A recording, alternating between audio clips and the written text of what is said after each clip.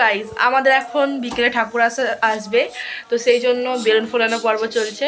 তো দেখো কেমন বেলুন ফোলাচ্ছে ওরা। বেলুন ফোলানো চলছে, দেখো সবাই মিলে ফোলাচ্ছে আর আমি এগুলো বেঁধে রেখেছি।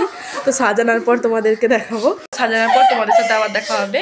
আমরা গেটটা ডেকোরেশন করার পর কত সুন্দর লাগছে, দেখো কত সুন্দর লাগছে গেটটা। এটা দেখো খুবই সুন্দর লাগছে, আমরা নিজেরাই করেছি। গোপাল সোনার কাছে একটা বেলুন দিয়েছি আমি, কত সুন্দর লাগছে আমার গোপাল সোনাকে। আজকে আমার গোপাল সোনা রাধাকৃষ্ণের পাশে বসবে, কত সুন্দর লাগছে আমার গোপাল সোনাকে। তো তোমরা কেমন লাগছে জানিও আমার গোপাল সোনাকে। এবার আমি তোমাদেরকে দেখাবো ওপরের যেখানে ঠাকুর বসবে সেখানটা কেমন সাজিয়েছি। চলো, এখন আমি উপরে উঠছি।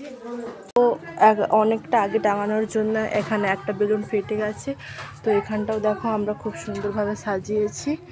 আর এখানটাতে ঠাকুর থাকবে, এখানটাও সাজিয়েছি, তবে এই বেলুনটা খুলে গেছে, ওটা লাগাতে হবে। তো কত সুন্দর লাগছে দেখো, এখানটায় ঠাকুর বসবে এবং আমার গোপালও থাকবে এখানেই।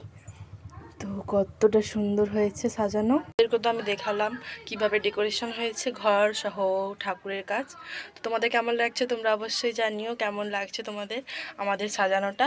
ফুল যেগুলো রয়েছে সেগুলো আমরা সাজাইনি, সেখানে লোক এসেছিল ফুল দিয়ে সাজানোর জন্য, কিন্তু যেগুলো বাকিগুলো রয়েছে বেলুন আমরা সাজিয়েছি। তো কেমন হয়েছে জানিও। আমি বনু এবং আরেকটা ভাই, আমার ভাই ছিল, আমরা 4-5 জনে সাজিয়েছি। তো আমাদের পরিশ্রমের ফলটা আমাদের তো খুবই ভালো লেগেছে, তোমাদের কার কেমন লেগেছে তোমরা জানিও। আর সন্ধ্যায় ভাগবত পাঠ হবে, সেটাও তোমাদের কিছু অংশ দেখাবো। এবং ঠাকুর আনতে যাওয়া, ঠাকুর আসবে, ঠাকুর বসানো হবে, সেটাও তোমাদেরকে দেখাবো। তো তোমরা নেক্সট মিনি ব্লগের জন্য অপেক্ষা করো। তো টাটা।